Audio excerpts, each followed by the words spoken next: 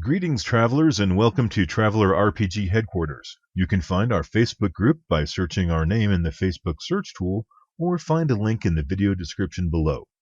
Thanks for participating in our second annual Mayday Traveller Day event. It's a day we celebrate Traveller and all its offshoots for all the fun times it's given us. I'm your host, Frank Succardi, also known as CyborgPrime, and today I'm happy to introduce Mr. Craig A. Glesner of Thornwood-Daarnulud LLC. Welcome, Craig. Heyo. Thanks for having me. How you doing today? Pretty good actually. I can't even lie. I'm pretty happy, which is kind of a good thing these days. Yeah. Oh, great. So let's jump right in. Tell us a little bit about yourself. Where are you from? Where'd you grow up?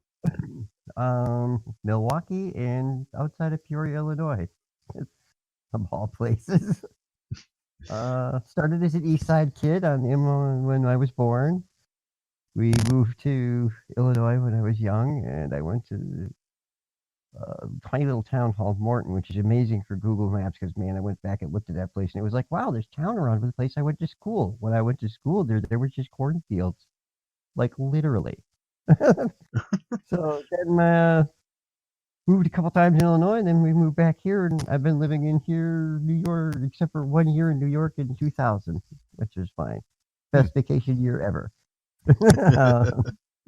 So, if you don't mind me asking, how old are you and how long have you been gaming? Next Monday, I sadly will be 50. Well, not sadly, but I'll be 54, and I have been gaming since the time I got locked in this child adolescent treatment center for being a crazy person by my parents. Yeah, no lie. I mean, they're like, oh, D&D's all evil, but it's like, literally, I learned it in the crazy bin, kids. I was not a good kid when I was a child. Mm-hmm. I had some interesting brain damage and personality disorders, blah, blah, blah. Okay. But, yeah, so my very first character was a thief. I tracked my way through. I puzzled my way through. I made all the way through to the end goal, which is a throne with 99 gems on it, each of which has a different power.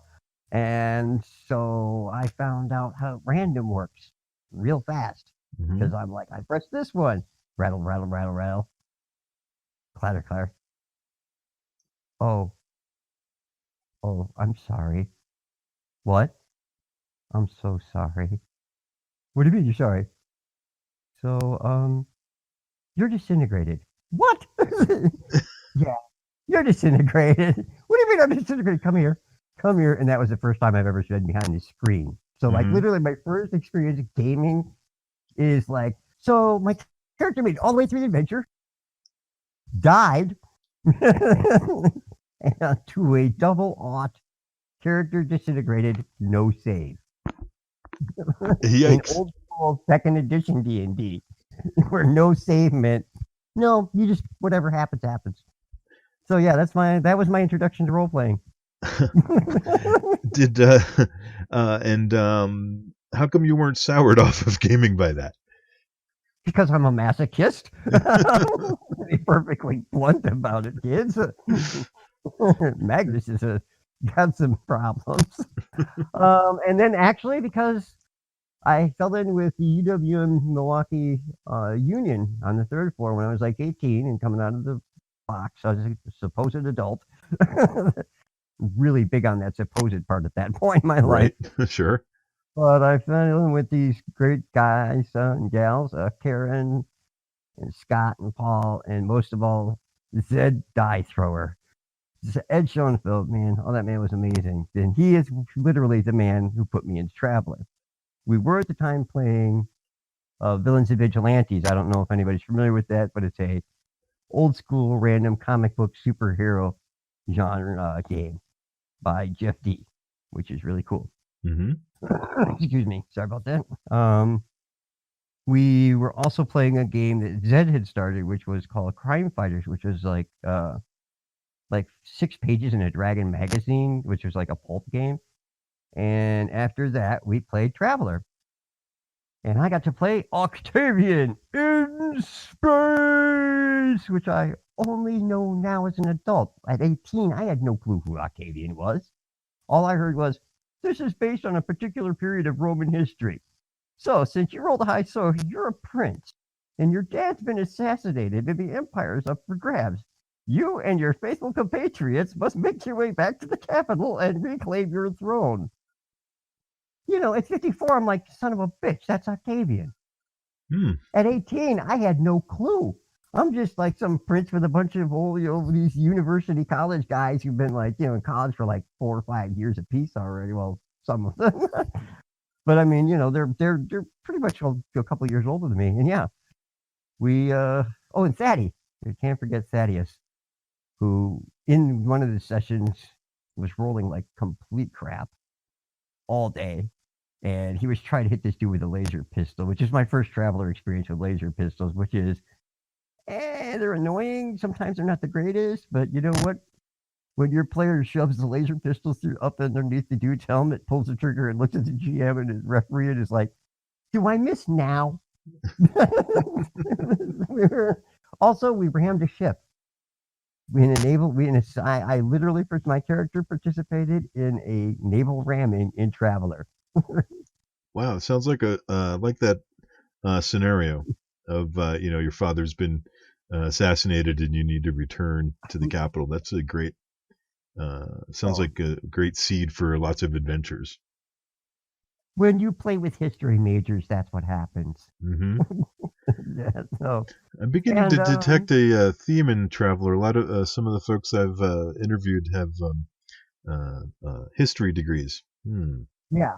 Oh, it doesn't even surprise me. It's like history, sociopolitics. I mean, I dabble in foreign affairs and international relations. I like literally the law books on it and shit. I mean, not like I have degrees, but I keep up on what's going on in a lot of different areas. No, it attracts the nerd, dude. It attracts wonks. It attracts people who really are interested in how the real world works, and I like that.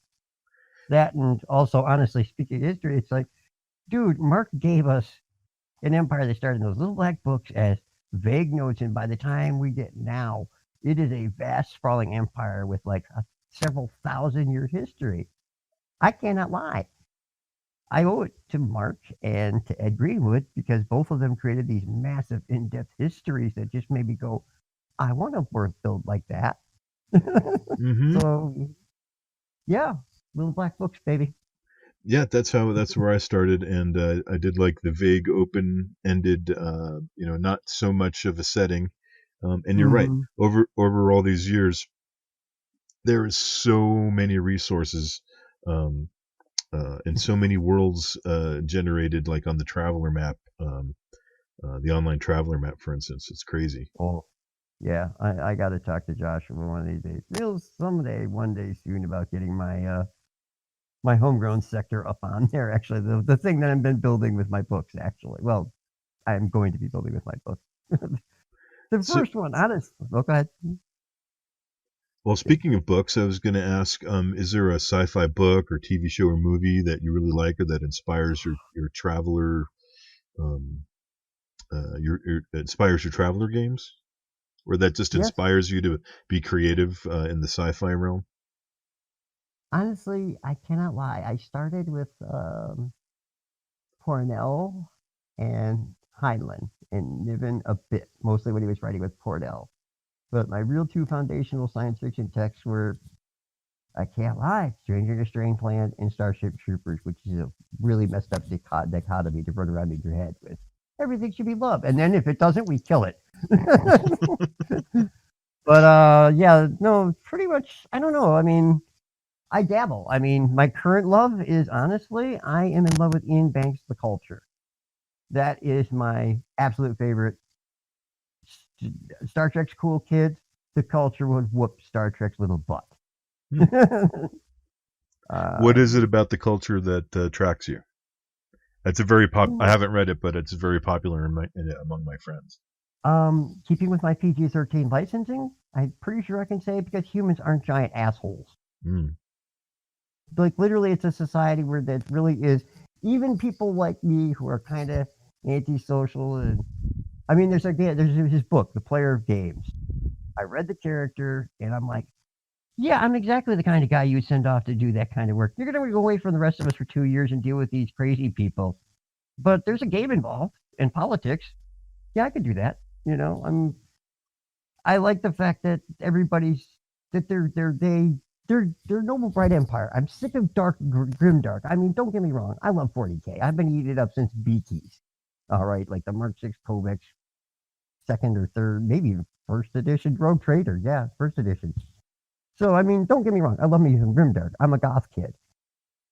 But really, for humanity, I love a golden age. I love a Noblebright Empire. I love a chance for the players to do good, not to be criminals, but to go out and promote law and trade and good relations. And I'm a squishy, scoff, liberal lefty.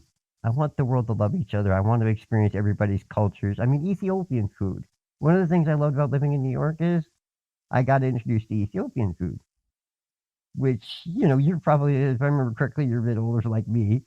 You remember the 80s Ethiopian crisis, the whole food incident, and we were all talking shit. Oh, shit. Sorry. I think that's okay. But no worries. Go ahead. We're grown-ups. You know, and then there was because I remember I was also very pro-military and hardcore about that stuff. I mean, I'm glad I didn't meet Mark when I was younger because I would have asked very dumb questions that now I'm afraid to ask because I understand getting a medal isn't probably something people like talking about, but I want to ask him. So, Mark, someday if you hear, you know, maybe someday. But yeah, it's just that I'm a mishmash of stuff. I really am. But yeah, I want to build a better universe. I have the campground philosophy. I want a better thing. So that's my focus for my fiction these days. To leave the universe better than you found it. Yes. Also, got to give my thumbs up to CJ Cherry. CJ Cherry. Her and Anne McCaffrey also. They get in Louis Visual Masters for Miles Borkosigan, the Alliance Union Sati Compact Space for CJ Cherry.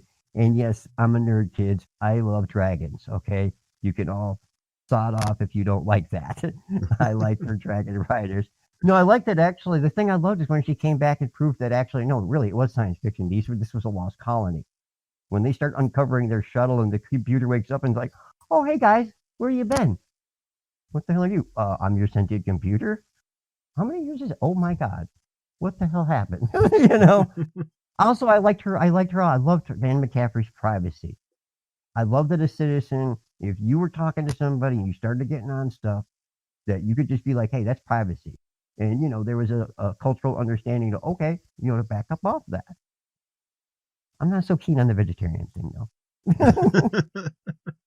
My heavy rollers actually come from Anne McCaffrey. I'm not going to lie. A lot of how I feel about them and think about them in my head is a combination of one of my friends, Chad, and the Babikian, and Anne McCaffrey's heavy rollers. So, yeah, like I said, I pluck from all over, dude. Star Wars to Star Trek to Galactica, I'm all in that triad. Expanse now because, oh my God, the Expanse. It's very popular. They turn and honestly, I know the turn and burn is really amazing. That's what usually what a lot of people point out, like, ooh, look, real physics. It's turn and burn. You know, they actually have to decelerate shit. The thing that I fell in love with the Expanse for was the first time I heard mag boats clicking when they were under 0G and everybody's walking around the mag boots and you just hear everybody walking around click, click, click, click, click, click, click, click. I'm like, that's the detail you're looking for. Turn and burn is obvious, but everybody making mag boot clicks, that's paying attention to your details. So yeah, it's beautiful. Yeah, that does add to those fine details add to the ambiance of the story for sure. For sure. So I'm sorry, I told you I would ramble.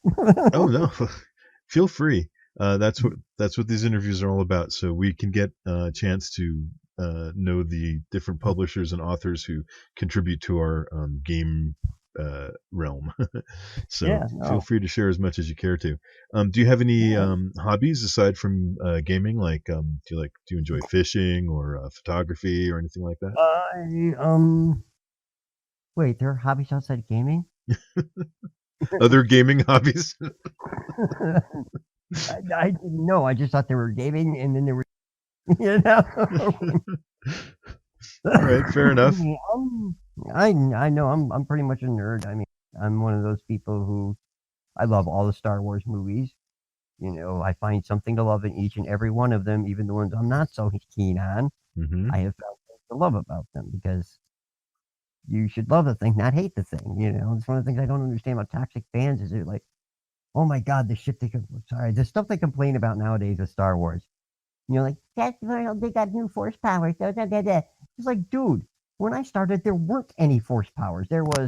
It's a all, encompassing mystical field that, surrounds us and binds the galaxy together because Alec Guinness is awesome. No, it's weird, dude. I never actually go with a POV character.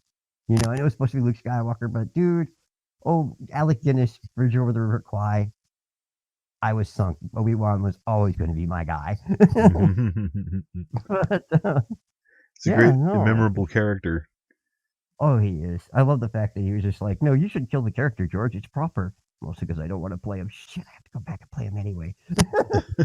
But, no, I love him. I mean, The Last Jedi, the one that everybody hates, is the one I love the most out of the I swear to God, dude, in Star Wars, it's the second trilogy. It's the second movie. The second movie to me has always been the best movie.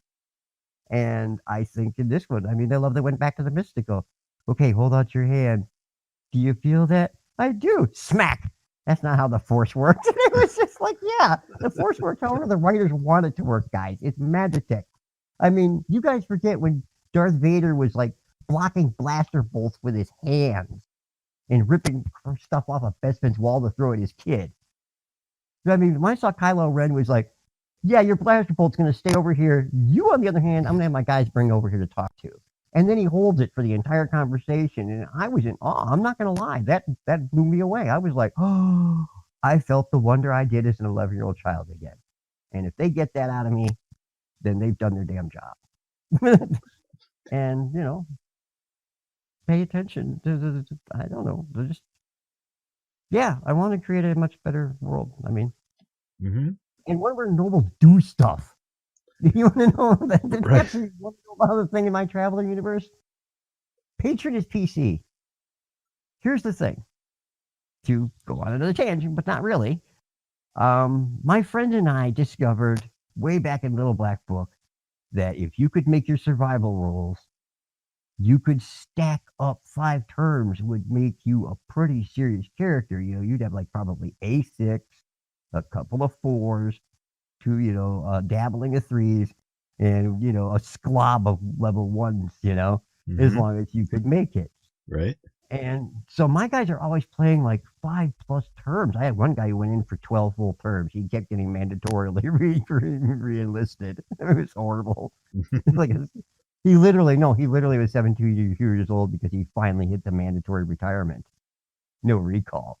And finally it was like, you're 72, go adventure, please. Just go adventure. Well, I'm retired now and I'm ready to put on my slippers and enjoy a book. For real. Funny thing is, I don't think he got a scout ship. I love Traveller for that. This is really cool. We're gonna get hosed, man. What the hell do I do with Computer 3? Program? Hacking? Oh yeah, hacking an old school Traveller. I dare you. My characters were never that dumb. Thank God, my players were never that dumb. Oh my God, that game was ruthless with programming. You were almost guaranteed to have a bug in the old Traveller programming rules. So we talked a little bit about like your first gaming experience and why you didn't why you came back for more, but when it comes to beat me, ref, beat me hard. But what made you stay in the, okay, so what drew you to it and made you stay?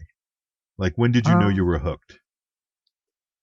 When I originally started out to make a very serious comic book, because you remember in the 80s, the deconstructions, Watchmen, my personal favorite, Martial Law. I agreed. I totally understood it, Even at 1820, I understood, yeah, we know these myths. Let's take them apart. So I was doing this thing based on that Vigilantes Vigilante campaign. Scott Calhoun came up with this really cool acronym, Special Law Enforcement Department, which turns out there's a South Carolina Law Enforcement Department with the same acronym, damn it. But they were basically, we played super cops. And so I asked them for permission to use the acronym and stuff. I made up a logo and I started doing this comic book that was going to be something along the same lines, deconstruction. Serious, Dead Serious was who it was called.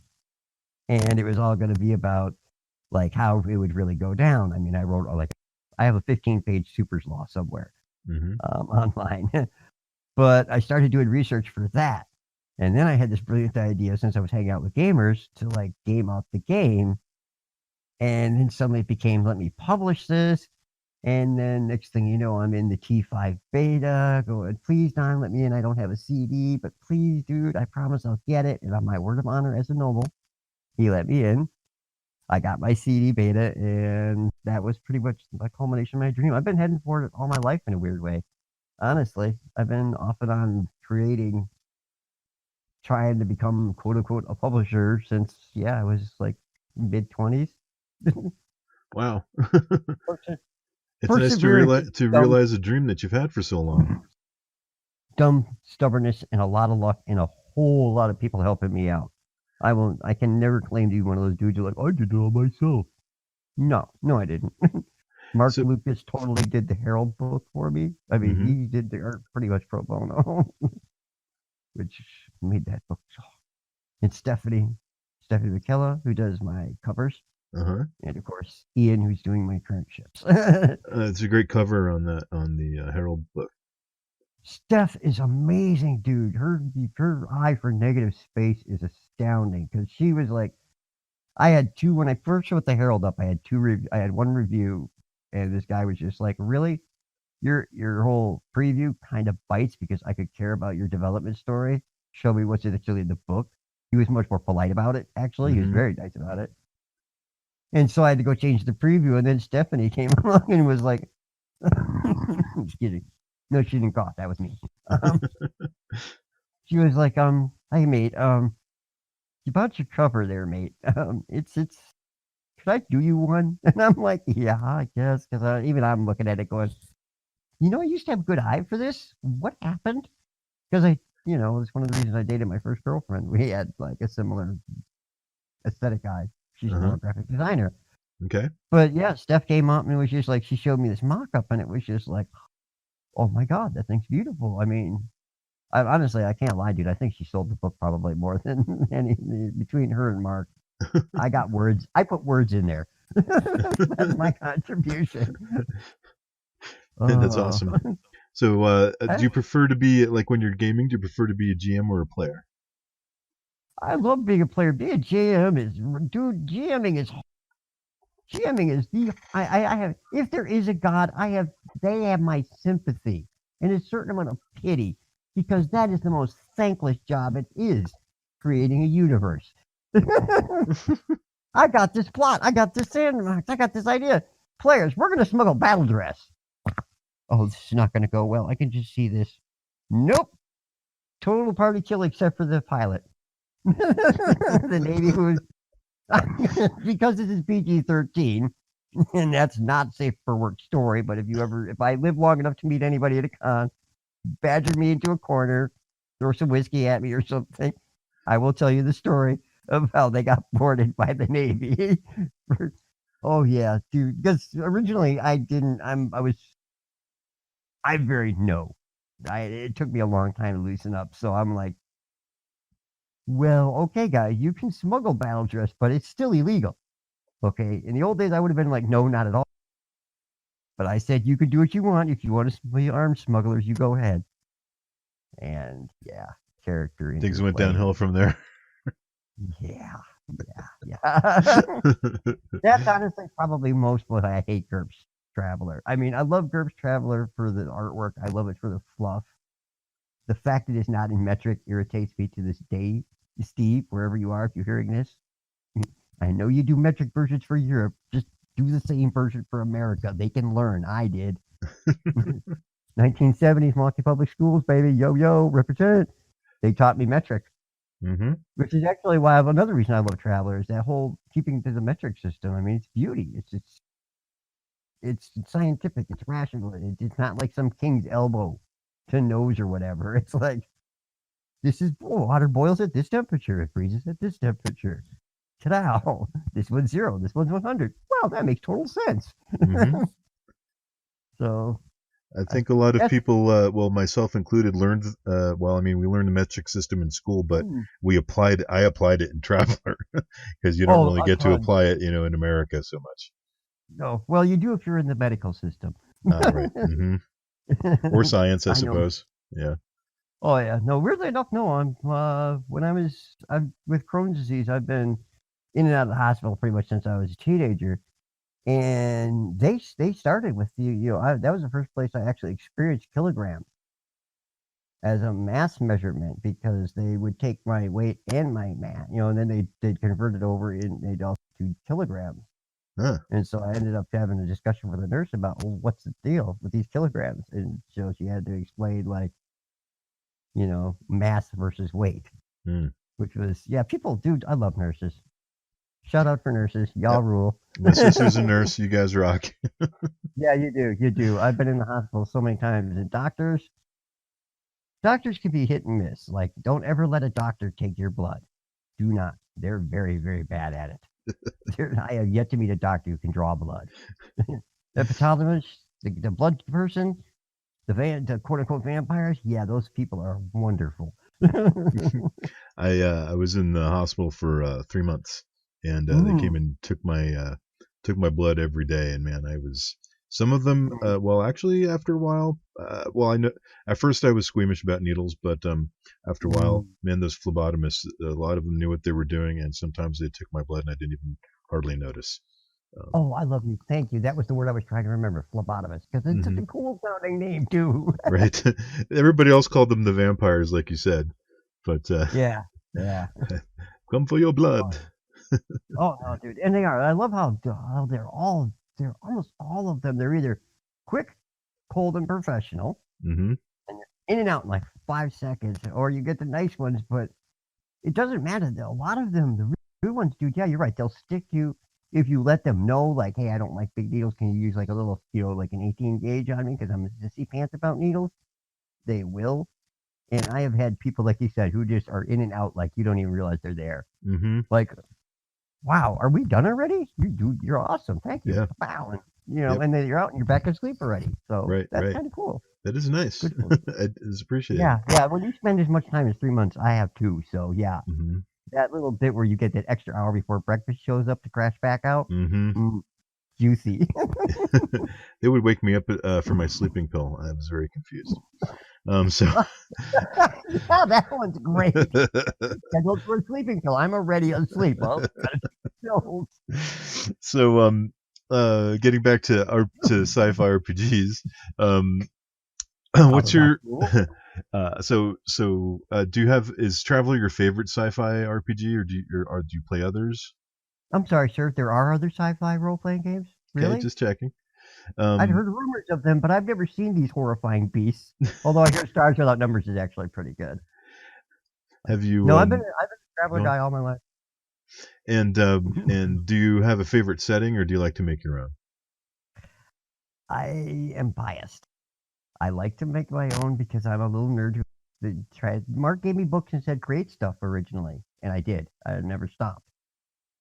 Even though it's usually right outside of Regina for the longest time before it became its own place in its own galaxy in its own time and space.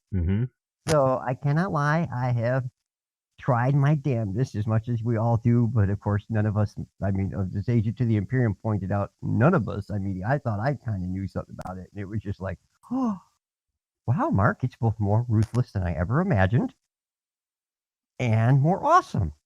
And way more computerized and automated than we all expected. I've been a Third Imperium kid. It's been Forgotten Realms and the Third Imperium. Actually, not Forgotten Realms, I gotta be honest.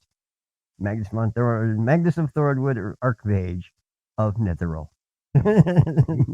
For the old schoolers who recognize that. Yeah, I told you. It's been Forgotten Realms and Shadowrun. Played a bit of Shadowrun. Oh, Shadowrun's great. And I own Cyberpunk Black Book, complete with Friday Night Firefight Kids, the original that the new game is coming out based on. I have been playing Mike Pondsmith stuff forever, and I feel such an ass, dude. I owe him some crow. because when that book came out, I'm like, the hero, this dude's high. What does he know? Everybody knows it's going to be the end, and here we are in the future. And oh, it's the euro. It's one of the most stable currencies in the world. Mike Pondsmith, he knew what he was talking about. Turns out, like, no, that's another one of my cyberpunk, Bubblegum Crisis anime. Of course, Bill Gibson's Neuro TC Strum, the man who's helped me get some of this stuff out the door, actually. So I'm giving him I have to let him know he gets a note here. My whole crew, dude, Shivy and Chad and Hawthorne, and I have too many people to even list. It's crazy. But shit, I just forgot what I was gonna say. Sorry. That's all right. We were talking about settings and roll your own versus prepackaged. Actually, in regards to those, all of those, the funny thing is I let's put it this way. Fallout 76 is one of the few games I've now been playing where I don't monkey with it because I can't, but I have yet to meet a game setting or a game world or a mechanics that we can't monkey the hell out of. So I'm a tinkerer. I like getting under the hood. I like messing with the parts. The truth is, honestly, I don't like GMing my own stuff. I realize it's taken me a while. That's why these books have been taking forever to get the hell out the door. It's taken me to realize I don't really want to run the damn universe. I just want to make it. I want to build it. I've realized I'm more of an architect and a builder than I am like a community organizer when it comes to gaming. I'd rather put the stuff together. Right. So yeah, I'm a lot of my own setting. I mean, I've been working on the Third Imperium now since 2008. The truth is, the whole reason I even have my own setting in a way is when we were doing the beta, we were trying to work, break all the mechanics, and my friend Shimmy, Brian Ruckert, who's a total awesome dude, helps with that because the reason there is a warning on the scholar page for character generation saying scholars always get warnings is because he didn't get his. Or I'm sorry, not warnings, waivers. Scholar waivers gets a mention on the page because I made him he wanted to roll a scholar character, and we did, but we forgot he could get a waiver anything. So yeah, I had to create my universe to test the rules. I wanted to get away from Mark's rules to just put it in its own sink or swim environment, and we found a lot of things. My people also responsible for you being able to teleport past black globes because they got me on that. they're like, no, it says right here in bold, bypasses all barriers, Craig. Yeah, it kind of does. So that says we should be able to teleport past a black globe. Yeah, except it says black globes are impermeable, but this says in bold, bypasses all barriers. So I had to put it to Mark, and that's why that section's in there. So that's my other thing. I get under the hood, and sometimes I break stuff, but hopefully in a good way. But sometimes you fix things. Yeah, sometimes you got to break it to fix it, though. Right. I mean, got to deconstruct it to put it back together better. Shimmy built a shotgun that shot to the moon. Like we called it. Well, not really. It was a geostationary orbit, but we were calling it the Moonbuster shotgun. It was an assault combat shotgun. It's an assault shotgun in the T5 Maker system in the beta. And yeah, it literally ended up with like 10 dice of damage, had geostationary range. It was just broken as broke could be. So, and he's mad he can't build a motorcycle. So when did you become a sci-fi content creator? Like I said, pretty much right there with the beta when I started realizing maybe I could do this, and people when I built the Herald. I built the Herald for the game to run the beta. And another reason I don't want to GM is I'm good at it when I'm doing it, but I'm not so great at finishing it maybe. Mm-hmm. And I needed a player, and they had some high level characters, so I put the Herald together and offered to hook me up with those beautiful pictures in the deck plan. And suddenly I'd written enough about the ship. I'm like, well, this is T5, and Hawthorne, bless her, Hawthorne Wright, who totally pushed me toward, dude, you've been doing this for 30 years. You know what you're doing. Maybe you should actually, ask him for a license now while the thing is still new, Mm-hmm. And so she pushed me into, really giving me that final kick over the cliff, going, no, do it, be brave. And oh my God, the women in my life have been awesome for maybe you could be better. Maybe you could be braver. Maybe you could be what we see in you and not what you see and what you think you see through your parents' lens. Your parents weren't always the nicest people, Craig.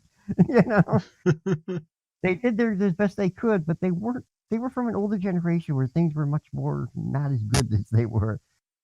And yeah, so then I approached Mark and was like, "Can I get a license?" And he was so cool about it. Did Like, was the Herald book your first publication, or did you have anything ahead of that? I Thornwood Security Services in the Deneb's Mongoose book that Rob put together Uh-huh. because he asked my opinion on that, and I was like, well, this is what I would do off the top of my head, not realizing he was going to put it in print until after he said, I'm putting it in print. um, and ever to Greg, the legendary Greg P. Lee of Lee's Interstellar Adventures. Never in my life did I think I would get to work with legends like Don and Rob and Mark and the whole crew. But Greg Lee, I'd seen like Interstellar Adventures, especially when Amazon came on for the first time and we're all poking around for new Traveler stuff. Basically, because we all want our minis back. My Grenadier minis were the best. Mm-hmm. I had Marines painted in full on proper camouflage. Cool. And that squad, there's an afterlife where we get all the cool stuff back. I'm getting my Marines back. How long did it take to create that first? How long did it Believe take it to create the Herald book? it probably longer than it needed to.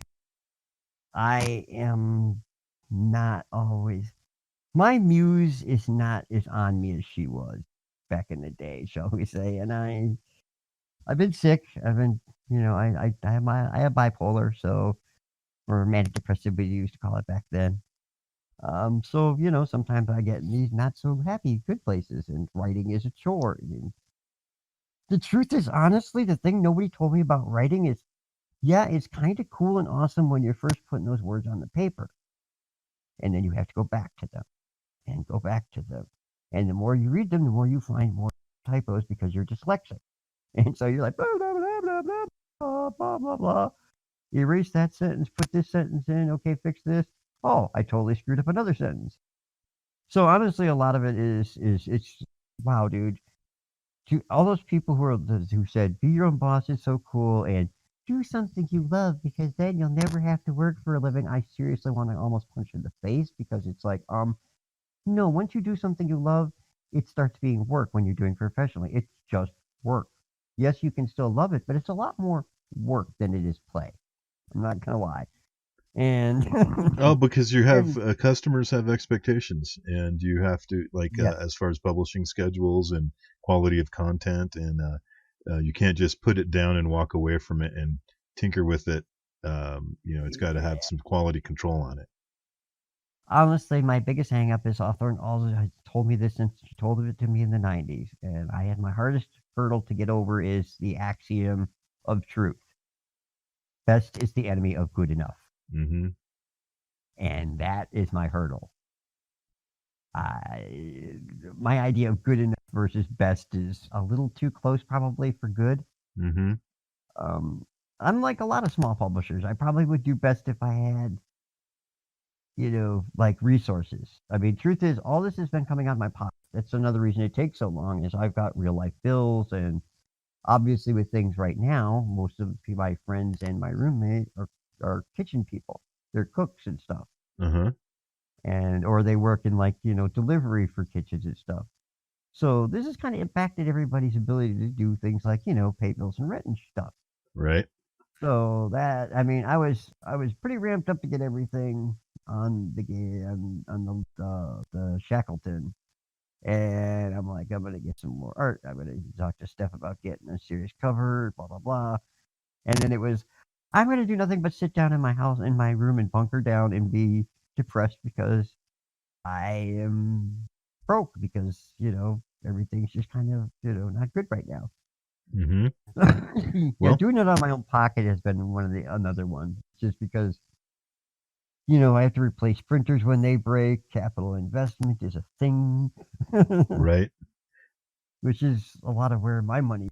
And, I mean, honestly, if we be true, I have never broke, even probably on any of these books yet.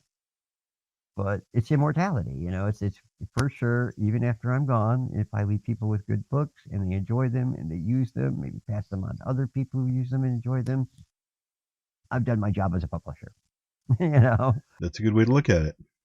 And I promised my kitten the day I had to put him down for cancer that I would put his name in books, so he would have immortality too. And so, Yeah, that's sweet. I don't want to give him crappy books. Resner of Glesner, Lieutenant Imperial Navy Ship's Cat Extraordinaire, mentioned in dispatches, my beloved son. Oh, that's cute.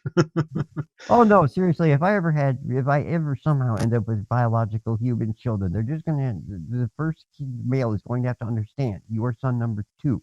I am sorry. And yes, daughter, there's already somebody who claimed that title as well. I have kids. It's just that they're not mine exactly. I didn't think I made them, but my quote unquote daughter, because she's not actually related to me at all, exactly, except that I dated her mom back in the day. Uh-huh. And it turns out apparently, well, I always liked Miriam because when she was 9, dude, and it was God, not even like 8. It was round the kids up for bedtime. And I did, I'm there. I'm not a slackadaisy parent. If I'm there, I have to kick in my, kid patrol. Kids are part of the equation. So I'm like, everybody get your butts to bed. And oh my God, dude, I had a flashback to my own child because she stuck her little chin out at me like, why? Because it's bedtime. Why? I'm not tired. But it's bedtime. Well, why is it bedtime? You get to stay up. You're not tired. Why can't I stay up? I'm not tired. And I had to go through that whole thing of, look, kid, I love you, but here's the deal. But I loved it because I realized that was my first moment of realizing that even though if I didn't have children, I could still influence them by how I interacted with them. Mm-hmm. And I made it a policy not to lie to them. I don't lie to kids. If I don't know, I don't know. If it's really dark and grim, if you want to know, but if I tell you, some things you learn, you can never unlearn them, and they will affect how you think and react and etc. But I won't ever lie to a kid. Because I think we do. I think we lie to them all the time, and I think that affects how they grow up. It affected how I grew up, going, but all this stuff you told me, it's not true. The police are not they're not always our friends, and the government is kind of incompetent sometimes, and it's just crazy things you learn as an adult. But like when we were kids, we're just buy this program, everything's gonna be great. Blah, blah, blah, blah. Work hard, go to school, blah blah blah blah blah blah. And you get in the real world, and you're like, okay, guys, thanks for making me a good person, but wow, it's hard. So what inspired you to make to create a Starship source book out of all the other different kinds of things that you could make? Because I want to escape humans and planet Earth. Oops, sorry, inside voice, outside voice, inside voice, outside voice. No, literally, I'm the guy when they write about the sanity losing, rock counting male guys, who the mailman who the scouts who take the mail on that little ship. I'm that guy. I want to see the damn universe. I don't care about planet Earth anymore. I've been here. I've done that. Let's go see the next planet. So naturally, starships, right? Yeah, that's my dream. And the Marine and the government, because I understand a great military axiom: logistics wins wars, tactics win battles. And I found out that that's true about a lot of things: logistics, the infrastructure, the things that make things work. And yeah, starships, because I want to go out in space. I grew up on moon rockets. I saw the last Apollo mission. My mother, as much as no matter what I say bad about my mother, always keep this in mind. This woman got at like 2:30 in the morning when we were on the hold for 18 because it launched way early in the morning. My mom, bless her, was like, "No, you got to go to get bed and get some sleep. You're young, you're growing. You can't just do this." But I'm like, "I don't want to miss the moon launching." And she was like, "I promise I will get you up." I think I realize now is she knew it was going to be the last one, and I didn't. And sure enough, at 5:30 in the morning, or 4:30 in the morning, she woke me up when the hold came off, and it was like still like an hour or 30 minutes. And watching that rocket blast off into the night sky, well, early morning, dark sky with that flaming trail behind it. I mean, you could really see it because it was night. You know, it's the first time we got to see like the sheer energy being put out by a Saturn V rocket, Saturn V-B, excuse me. I wanted to do that. I've been wanting to do that all my life. To just jump in a spaceship and go that way to see what we could see. Go up. Yep, go up. I'm in a weird way. I am the amalgamation of the Scout, the Navy, and the Noble.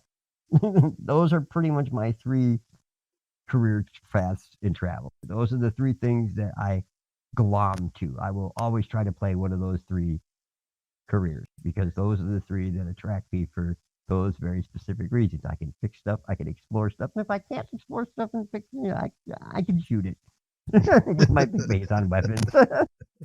Berserk. Do you have black globes? No, ooh, too bad. Mason screens? No, too bad. So, like, also, honestly, go ahead.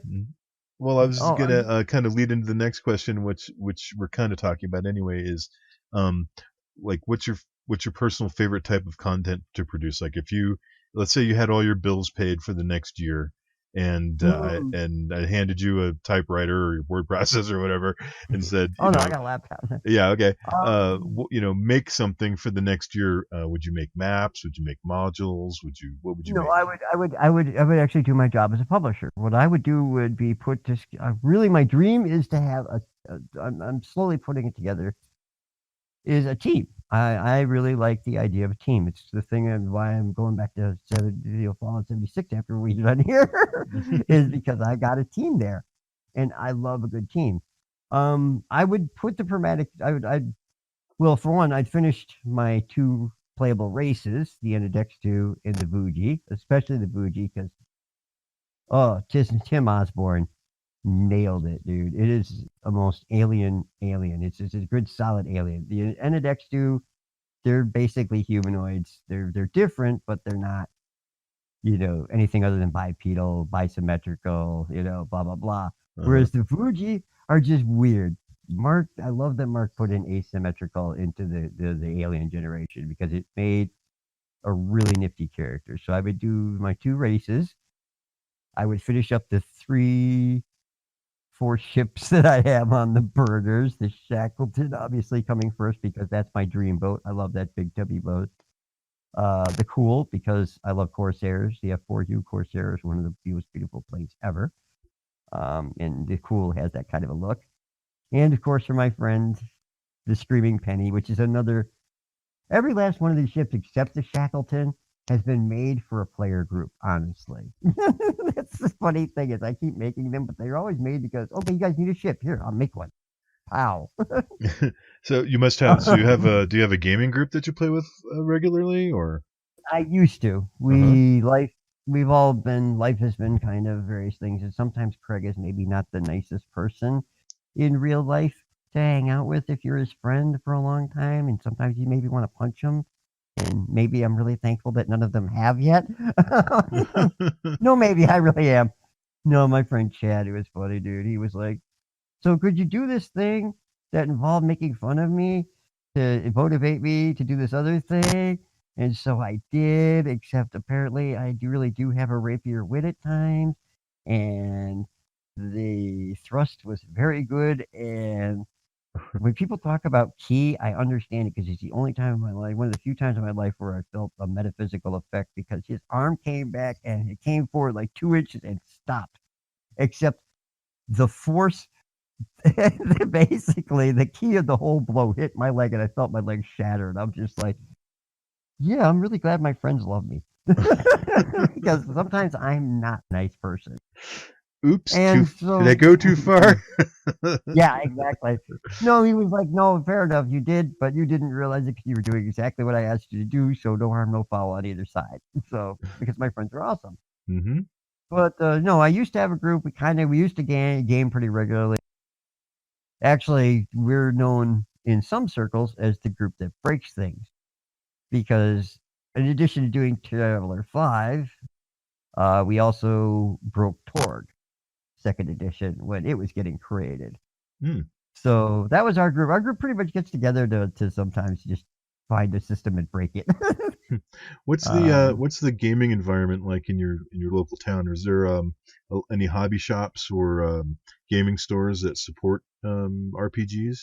I believe there's a place called Binary that I go by in my work on my way to work, thinking when things get nice and maybe hopefully a bit better, I might go out and look at.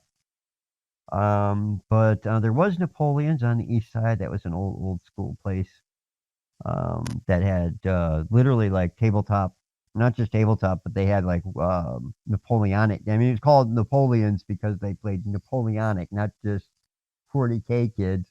Mm-hmm. The heart and the original origin of our very role-playing game hobby. They put Napoleonic armies on tables with terrain and did wargaming down there. Hmm. And that's where I saw David Dietrich's superb covers for the Alien modules. It's where I fell in love with the Jordani, honestly, before I got to learn all about the Jordani like I do now.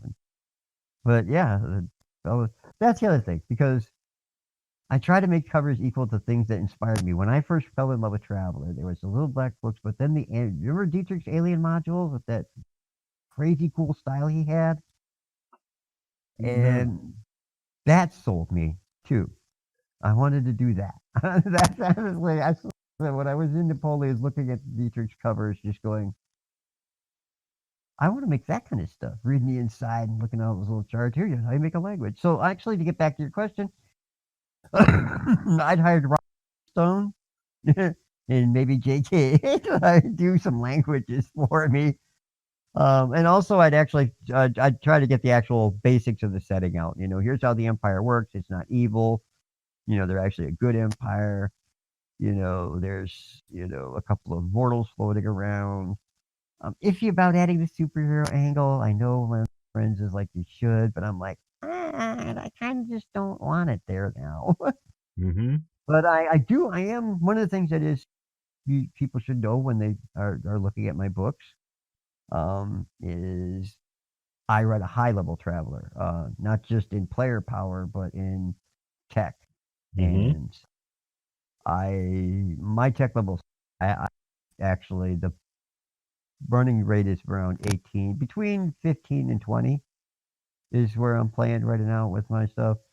So something like the Shackleton coming out at tech level 15 in the Third Imperium is, oh my god, look at this. It's awesome new tech. This is the most badass bleeding edge space rescue ship ever.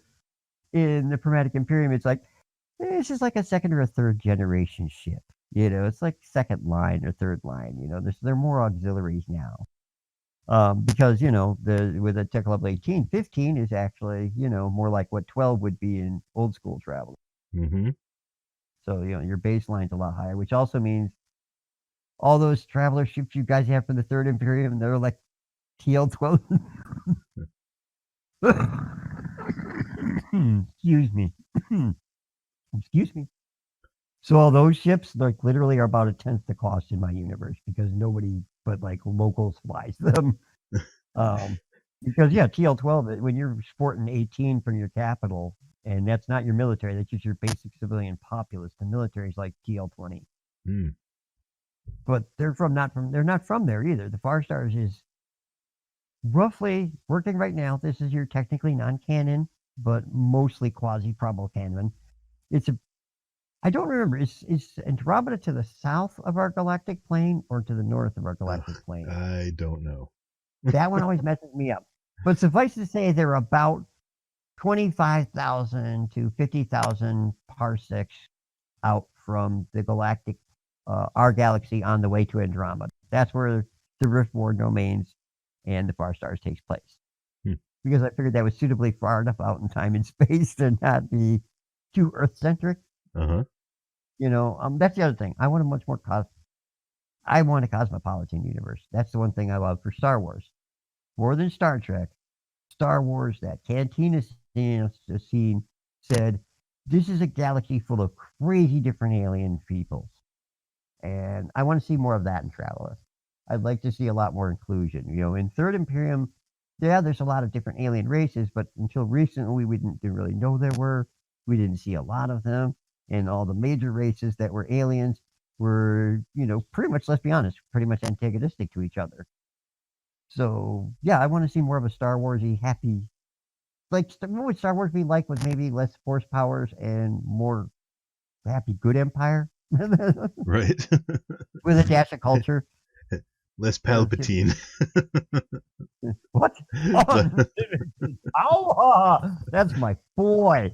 He is my second favorite villain after Scorpius. Starscape. Scorpius from Farscape, yeah. Mm-hmm. Farscape is another one. Oh my god, I love that show for the fact that they just went with the weird. And Lex, or Tales from the Parallel Universe in America, in the United States. That one's weird. That one's really, you got to be into weird for that. That is a weird series. That's a weird series. Oh, you know the Lex. Yes. Oh yeah. I am hungry, Stanley. I eat it. I like how they had all kinds of weird biotech things, like weird toothbrushes. That's actually another thing. Speaking of, thank you for bringing that up. The thing that binds me to Lex and Farscape is the use of biotechnology. Mm-hmm.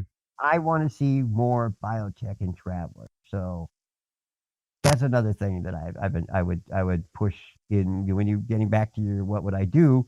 That would be a thing I would do. I would get more squishy tech, as it were. So, Babylon 5 too. Oh, okay, yeah. So, tell me a little bit more about the Herald book. What can I find? What am I going to find in there? You will find an 800-ton expeditionary yacht built by only the finest of architects. I almost pulled it off. No, the book does it way better because I could write it. But it's designed for not barons. This is designed for those players who really don't stick your guy at or gal or other at 12. So basically, your PC, you don't get stuck at, you can only be a baron. It's just always like, come on, man. So this is for the high level character. This is for, also groups. It is, like I said, it's an 800-ton starship. It has about 15 crew. It's got room. It's got suites. It has an observation lounge. In fact, actually, a beautiful picture by Mark that shows the observation windows on that. It's got a back deck. It comes with a ship's boat, so you can, go to the ground and back without having to actually land the ship, although it is beautifully aerodynamic. Is it armed? It is very much armed. It has 2 particle barpettes, sir. In addition to, I believe, a laser missile, and it also has a datacaster, because it is, after all, a noble's vessel. You're expected to be able to call your naval escorts with that and go, hoo-dee-hoo, over there. that guy over there, he is shooting at me. Could you do something about that escort? Thank you. Because this is a boat big enough to bring a Navy officer with those, that one share to get you the escort for a year. It's designed to be a high-level executive, account. The original one was designed for a character who is a count. So, it's not like a princely boat. It's not a high, super high on the social scale, but, this is your 15, between 13 and 15 social standing character should be able to sport one of these. Because that dinky little 200-ton that you get as a baron should only be a night ship, in my opinion. I'm sorry, Mark. I get it. I understand where you're coming from with it and everything. Your game, your rules. But in my universe, the 200-ton Vanderbilt or whatever class name we're giving it this week is the Type Y is basically for lower level nobles. It's your bannerets, your banners, which is what I call my baronets and barons. Okay. And your knights. Above that, usually you should be getting a 400-ton patrol vessel or something. So yeah, this is basically designed for high-end people, people with those people who get those directorships at the end of their career, where they have like, oh, I'm like Baron so and so, and I'm the CEO of blah blah company, and I'm also a directorship with blah blah company, and so it's designed for large high-end groups. Mm-hmm. So if you have a group of Timmies who are all like, captains and admirals and stuff like that, and not everybody wants to play free traders. Right. Hey, Which it's cool. is another part. I was lucky. So where can people find the source book? Like, where can we get it? Ye Old Drive-Through RPG, and plus the people there, Meredith and Chris and several other people, have been top-notch in getting my monkey shines unmonkeyed and just shiny. So yes, we have a page. We also have our character record sheet for Traveller 5, which is a what you want. And thank you to all the people who pay the $2. Thank you especially to the one guy who gave me like $5 Canadian, and another dude who gave me $10 Australian, I think it was. So, is that that's a pay what you want title with a suggested amount, or? No, it is. It's I said $2 because basically, come on guys, we all know we're gonna photocopy the crap out of it. I'm cool with it. I know I did it too. We won't talk about my copy. So yeah, and it just honestly, I basically based it off of the philosophy of New York travel. When you're in New York, there's obviously street entertainers. And Hawthorne taught me the rule is, if you're genuinely entertained, if they didn't give you something of value, then you should put something in the hat or whatever. Mm-hmm. If they're genuinely just crappy, don't. They didn't earn it. Right. So I basically, with my $2 was like, that's, I say $2 just because, I do send some of that off to Mark, obviously, and also to Bill Barbara, I think it is, who's the actual man who designed the sheet with some input from me. But again, that actually came out of the game that the Herald came out of. That was his character. He came up with the original version of that character sheet for his character that was going to be in Herald, which is a dude playing another dude disguised as a different dude. Space Thunder. Yeah. He was playing a rogue/scout. Okay. That was his gig. Yeah. So yeah, if they go to Drive-Through RPG, Thornwood-Daarnulud LLC, and you'll get either the Herald or the character sheet if you want. The Herald is no longer on black and white because I was the only person who ever ordered it, apparently. But it does come in everything from soft color basic to hardcover premiums, which are the ones I send out for those corporate sponsorships, which you got me involved in. Thank you. And no, again, by the way, thank you for what you're doing with the community. I love the stuff you're doing. I'm all about the community building. Thank you. That's very kind. As well. Thank you. Oh, you're welcome. So, what are your plans over the next years? Are you planning on any conventions or more production of pushing out any of those half-baked books you got? Hey, they literally are half-baked. Okay, there's ingredients. They are fully mostly mixed. Mostly try not to die because I'm old. I have a lung disease that's taken 60% of my lungs, and I have Crohn's disease, so that's done me damage. And since I had Crohn's disease, I've been exposed to a lot of radiation. Kids, it does not give you superpowers unless it's incredible luck, which I might have. You have to be simultaneously struck by lightning, I think. Oh, damn it! Yeah, that's what's going on there. Right? That's okay. I'll do the Batman thing. I'm just like, I got money and I'm smart. There you go. And I have prodigious willpower. Do your health issues interfere with you going to conventions? It interferes with me doing the book a lot. Oh. And that's another reason. But yes, it does. But honestly, it is on the agenda. The truth is yes, if we make it through these next 5 years, all of us, I would like to eventually be having a scratch to come take a weekend off of work and be like, y'all dispatch your own damn calls and come meet you people in real life.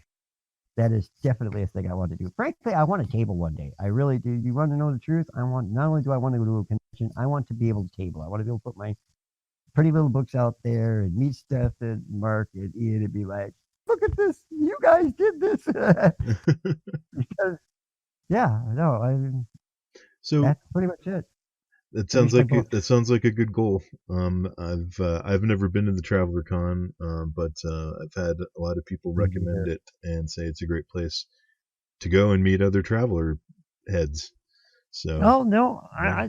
I don't just plan on TravelerCon. If I ever get back into conventioning, I do MiniCon too sometimes, or ShyCon, because that's all up in my neighborhood also. So Mm, if you do non-traveler conventions, also just boring regular conventions, mm. you know.